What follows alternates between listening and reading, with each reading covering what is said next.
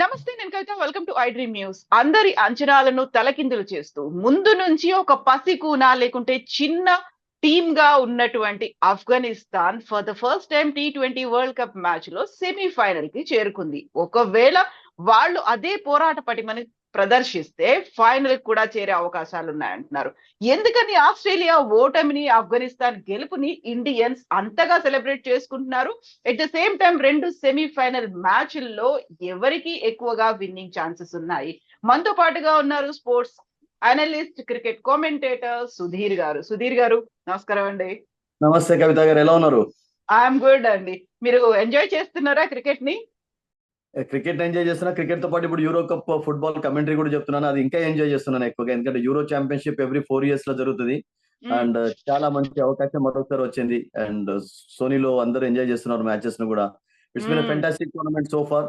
చాలా మంచి మంచి మ్యాచెస్ చూస్తున్నాం. అండ్ దాంతో పాటు క్రికెట్ ఆఫ్ కోర్స్ కొన్ని క్లాష్ అవ్వడం తోటి అన్ని మ్యాచెస్ లైవ్ గా చూడకపోయినా కానీ, బట్ అగైన్ హైలైట్స్ చూసి చదువుతున్నాను రిపోర్ట్స్. యా, ఆల్వేస్ అండి, నో డౌట్. స్పోర్ట్స్ అంటే anything, exactly. I love sports. That's it. So ఇప్పుడు ఆఫ్ఘనిస్తాన్ మ్యాచ్ అనేది దక్షిణాఫ్రికాతో తలపడబోతోంది. First semifinal match. ఎక్కువగా ఎవరికి గెలిచే ఛాన్సెస్ ఉన్నాయనుకుంటున్నారు? ఒకటి కవితాజీ, ఫస్ట్ ఆఫ్ ఆల్ ఏంటంటే it's big achievement for them actually, వాళ్ళ చరిత్రలోనే. అండ్ సౌత్ ఆఫ్రికా కూడా చాలా రోజుల తర్వాత 10 years అయింది వాళ్ళు సెమీఫైనల్ ఆడకు కూడా. వాళ్ళు T20 వాళ్ళకి ఏది బిగ్ టైటిల్ లేదు అసలు యాక్చువల్ గా. వాళ్ళు మళ్ళీ రీఎంట్రీ చేసిన తర్వాత 90s లో ఇప్పటి వరకు ఆ క్రంచ్ సిచ్యువేషన్ లో వాళ్ళు స్ట్రగుల్ అవుతూనే ఉన్నారు. అంటే ఆ ప్రెషర్ కుక్కర్ సిచ్యువేషన్ లో సౌత్ ఆఫ్రికా ఎప్పుడు కూడా వాళ్ళు దాన్ని అధిగమించలేకపోయారు అసలు యాక్చువల్ గా.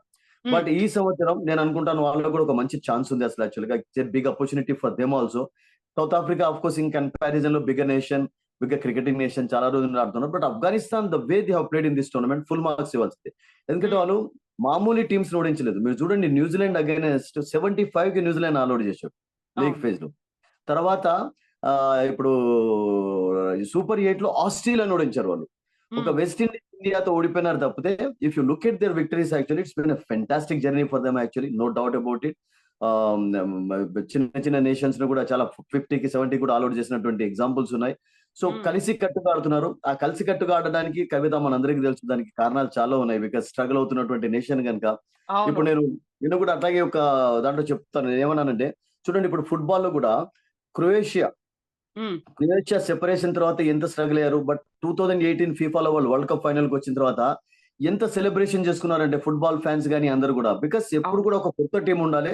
అండ్ స్ట్రగుల్ అవుతున్నటువంటి నేషన్స్ కు బిట్ ఆఫ్ రిలీఫ్ కావాలి అంటే, అన్నిటికంటే ద బెస్ట్ రిలీఫ్ ఇచ్చేది ఏ కంట్రీకైనా ఏది అంటే స్పోర్ట్స్ అండి. Total exactly. స్పోర్ట్స్ ఆ కంఫర్ట్స్ లెవెల్స్ ఉంటాయి. అండ్ ఈవెన్ మనం చూసాం కదా, Rashid Khan the present captain, మన ఇప్పుడు ప్రైమ్ మినిస్టర్ మోదీ గారిని కూడా కలిసి బ్లెస్సింగ్స్ తీసుకున్నాడు. తర్వాత అది కూడా ఇంటర్వ్యూ చాలా పాపులర్ అయిపోయింది. సో అవన్నీ కూడా వాళ్ళకు దోహదపడ్డాయి. ముఖ్యంగా వాళ్ళకు ఇండియాలో IPL ఆడినటువంటి అవకాశాలు రావడం తోటి వాళ్ళ యొక్క స్కిల్స్ వాళ్ళు షార్పెన్ చేసుకోగలిగారు. That is the big plus point. ఎందుకంటే మీరు రాషిద్ ఖాన్ చూడండి, when he was playing for Hyderabad or లేకుంటే అతను ఇప్పుడు గుజరాత్ ఆడుతున్నప్పుడు కూడా ట్రంప్ కార్డ్ అండి, దేంట్లోనైనా ట్రంప్ కార్డ్. అండ్ ఈ పర్టికులర్ టోర్నమెంట్ లో మేబీ లాస్ట్ మ్యాచ్ లో కొంచెం సెకండ్ రన్ దగ్గర కొంచెం అగ్రెషన్ కనబరిచేటప్పుడు తప్పితే, but I think is a nice guy, leading well actually, leading by example. Last match లో 4 wickets కూడా తీసుకున్నాడు. బ్రిలియంట్లీ బౌల్డ్ చేశాడు అతను బంగ్లాదేశ్ ఓడించినప్పుడు. So is led by example. And దాంతో పాటు వాళ్ళకు గుర్బాజ్ లాంటి ప్లేయర్స్ కూడా. కోల్కతాకి ఆడుతున్నప్పుడు అతనికి ఎక్కువగా ఛాన్సెస్ రాలేదు. బట్ అయినా కానీ వచ్చినప్పుడు సాల్ట్ లేని లోటున కరెక్ట్ గా ఫిల్ చేయగలిగాడు. సో వాళ్ళకు నవీన్ హులక్, తర్వాత ఫరూకి, మీకు ఎంతమంది నూర్ అహ్మద్, బ్రిలియంట్ బౌలింగ్ ఉంది, బ్యాటింగ్ ఉంది. సో ఐ థింక్ ఆఫ్ఘనిస్తాన్ తోటి నేను అనుకుంటాను సౌత్ ఆఫ్రికాకి అంత ఈజీ కాకపోవచ్చు. But again when you look at the conditions here, కొంచెం ట్రినిడాడ్ లో మనం ఏం చూసామంటే అంత పెద్ద స్కోరింగ్ మ్యాచెస్ చూడలేదు. ఇక్కడ 75, 40, 58, తర్వాత ఒక వెస్ట్ ఇండీస్ న్యూజిలాండ్ జట్ల మధ్యనే మ్యాచ్ కొంచెం 140 వరకు వెళ్ళింది. కానీ it's not been a big scoring ground అండి. సో ఏదైనా బిట్ ఆఫ్ హెల్ప్ స్పిన్నర్స్ కి లభిస్తే మాత్రం it's going to be a very good match tomorrow early match, no doubt అండి కవిత. సో ఇప్పుడు మనకి ఆస్ట్రేలియాని ఆఫ్ఘనిస్తాన్ ఓడించింది అనుకున్నప్పుడు, పాకిస్తాన్ ని, బంగ్లాదేశ్ ని మనం ఎలా ఓడించామో అంత సంబరపడ్డాము ఎందుకు? ఆఫ్ఘనిస్తాన్ వస్తోంది అనుకున్నప్పుడు అంత ఎంకరేజ్మెంట్ ఫ్రమ్ ఇండియా సైడ్ కూడా ఉంది. వాళ్ళకి అసలు వసతులు లేవు, మెరుగైన సౌకర్యాలు లేవు ఆడుకోవడానికి. అసలు అక్కడ పరిస్థితులు కూడా ప్రాపర్ గా లేవు ఆఫ్ఘనిస్తాన్ లో అనుకున్నప్పుడు మనం చేసినటువంటి ఎంకరేజ్మెంట్ ఇవన్నీ కూడా ఒక ఆనందం ఎందుకు కలుగుతోంది అంతగా? అబ్సల్యూట్లీ కవిత. అంటే ఇప్పుడు ఇంతకుముందు నేను చెప్పాను కదా! ఇప్పుడు క్రొయేషియా 2018 ఫీఫా వరల్డ్ కప్‌లో వాళ్ళు ఎంటర్ అయిన తర్వాత ఓడిపోయినారు హ్మ్. ఫ్రాన్స్ చేతిలో. That's a different story. England ఓడించారు. అండ్ మామూలు పెర్ఫార్మన్స్ కాదు. FIFA world hmm. కప్‌లో ఫైనల్‌లోకి రావడం అనేది దట్టు ఇప్పటి వరల్డ్ కప్స్. ఎందుకంటే అప్పుడంటే గతంలో అంటే తక్కువ టీమ్స్ ఆడేవి. బట్ ఇప్పుడు మనందరికీ తెలుసు 32 టీమ్స్ ఆడతాయి. సో 32 టీమ్స్‌లో అంత కాంపిటీటివ్ దాంట్లో కూడా వాళ్ళు వరల్డ్ కప్ ఫైనల్‌కి రాగలిగారు అంటే బ్రిలియంట్. అంటే ఆ నేషన్‌కు ఏదైనా చేయాలనే ఒక త్యాగం అంటారు కదా అసలు. బికాస్ అవును. ఏదో చేయాలి. ఏదో జరగాలి అంటే ఏదైనా ఒక స్పోర్ట్స్ ద్వారానే సాధ్యమవుతుందండి. అవును. ఎగ్జాక్ట్‌లీ. స్పోర్ట్స్ ఏం చేస్తది ఆ! మీకు స్పోర్ట్స్ ఏం చేస్తదంటే ఒక హెల్తీ అట్మాస్ఫియర్‌ను క్రియేట్ చేయగలుగుతది ఎక్కడైనా గాని. సో, ఆ రిలేషన్స్ కూడా డెవలప్ అవుతాయి. ఫర్ హ్మ్. ఎగ్జాంపుల్ ఇన్ ఫ్యూచర్ గూడా పాకిస్తాన్, ఇండియా మళ్ళీ కలవాలి అంటే ఓన్లీ క్రికెట్ కెన్ మిక్స్. ఇంకా మిగతాది ఏది మిక్స్ చేయలేము. కలపలేదు అసలు యాక్చువల్‌గా. ఎందుకంటే ఇప్పుడు India, Pakistan only out side అంటే ఐసీసీ టోర్నమెంట్స్ లోనే ఆడుతున్నారు. అంతే మినహాయించి వాళ్ళు బైలేటరల్ సిరీసెస్ జరగటం లేదు అసలు యాక్చువల్‌గా. అవును. బట్ ఏదైనా చేయాలంటే స్పోర్ట్స్‌కే. సో మీరన్నట్టుగా ఆఫ్ఘనిస్తాన్‌కు ఇదొక బిగ్ రిలీఫ్ మొత్తం టోటల్ కంట్రీకి గూడా. ఎందుకంటే సెమీఫైనల్ అనేది మామూలు అది కాదు అసలు యాక్చువల్‌గా. బికాస్ న్యూట్రల్ వెన్యూస్‌లో జరిగాయి. మనం చూసాం హ్మ్. అమెరికాలో అంటే ఆఫ్‌కోర్స్ వాళ్ళు ఆడలేదు ఎక్కువ match Afghanistan. But South Africa ఆడారు. సౌత్ ఆఫ్రికా న్యూయార్క్‌లో ఆడినప్పుడు ఫస్ట్ మ్యాచ్‌లోనే వాళ్ళకు శ్రీలంక తోటి ఒక బిగ్ విజయం సాధించింది. 77కి ఆల్ ఔట్ చేశారు. వాళ్ళు రన్స్‌ను కొంచెం కష్టపడ్డ స్కోర్ చేయగలిగారు. ఆ తర్వాత వాళ్ళ జర్నీ కూడా అద్భుతంగా కొనసాగుతూ వచ్చింది. అండ్ ముఖ్యంగా పిచెస్ చాలా హెల్ప్‌ఫుల్‌గా ఉన్నాయి బౌలర్స్‌కు. ఒక బిగ్ హ్మ్. ప్లస్ పాయింట్ ఏంటంటే బికాస్ ఆహ్, ఇప్పుడేమవుతుందంటే ఇప్పుడు ఐపీఎల్ పెర్ఫార్మన్సెస్ మర్చిపోవాలి. అవును. ఐపీఎల్‌లో ఫర్ ఎగ్జాంపుల్ మనం చూసాం కవిత నోకియా 30 రన్స్ ఇచ్చాడు ఒక్కొక్క ఓవర్‌లో. 25, 30 ఇచ్చాడు. బట్ ఇక్కడ look at the Nokia's performance. He has been brilliant అండి. అతన్ని ఆడడం ఎంత కష్టమవుతుంది. రబడాన్ ఆడడం ఎంత కష్టమవుతుంది.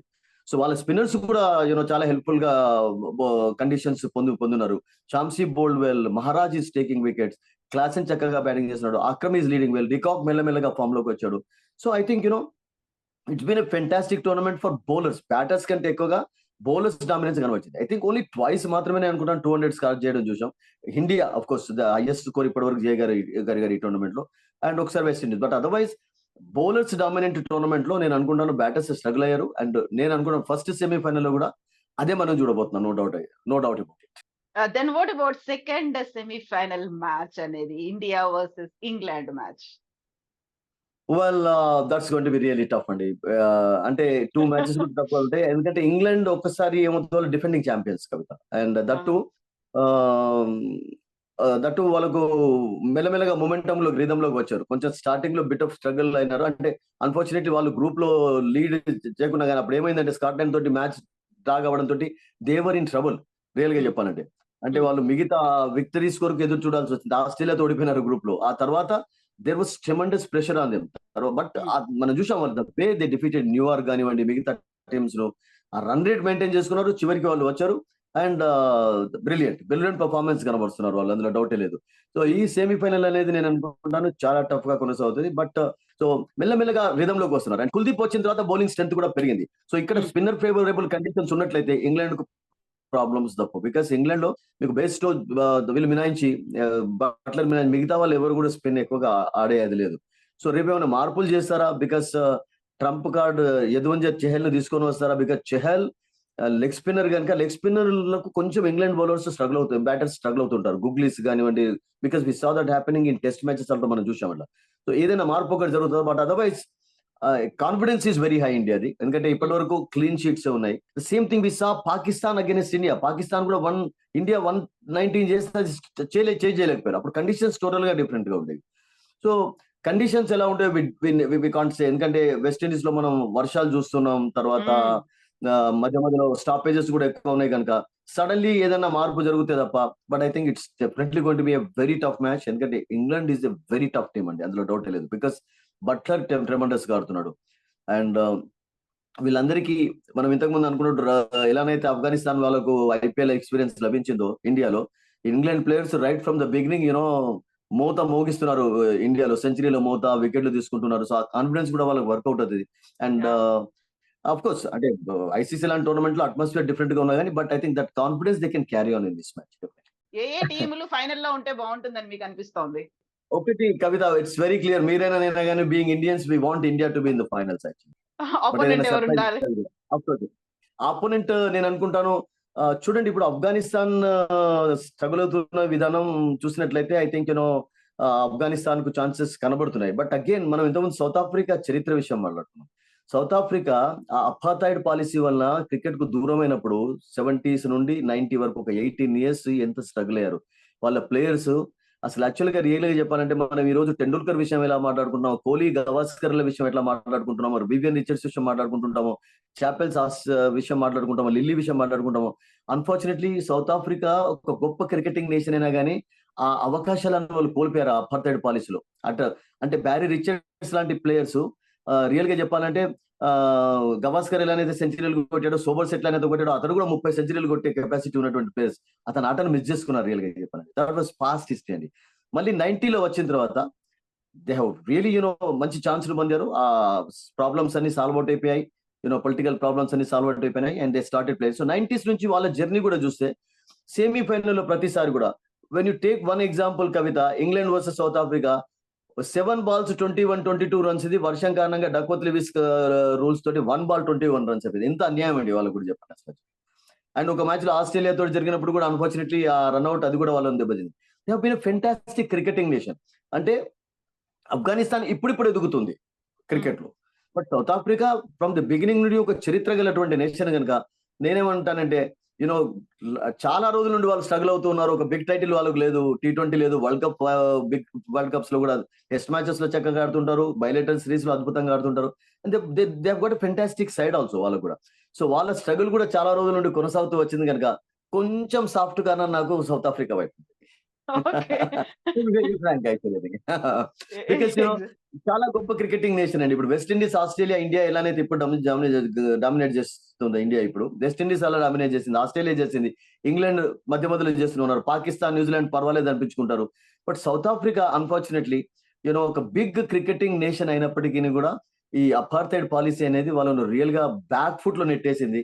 సో వాళ్ళకు 90s లో అవకాశం వచ్చిన తర్వాత చక్కగా ఆడుతున్నారు, లక్ ఎప్పుడు ఫేవర్ చేయటం లేదు. So I want south Africa in the final, ఒక ఎక్సైటింగ్ ఫైనల్ కొనసాగాలని ఎక్స్పెక్ట్ చేస్తున్నాను. ఆఫ్ఘనిస్తాన్ వచ్చి I be happy because neighbouring nation అని ఎనీథింగ్ మన స్పోర్ట్స్ ను ఇష్టపడతాం కనుక ఏదైనా పర్వాలేదు. బట్ అగైన్ ఒకసారి చూసినట్టు అయితే చాలా రోజుల నుండి పాపం వీళ్ళు వెయిట్ చేస్తున్నారు కనుక వాళ్ళు మొదలుంటే బాగుంటుందని నాకు అనిపిస్తుంది. That's it.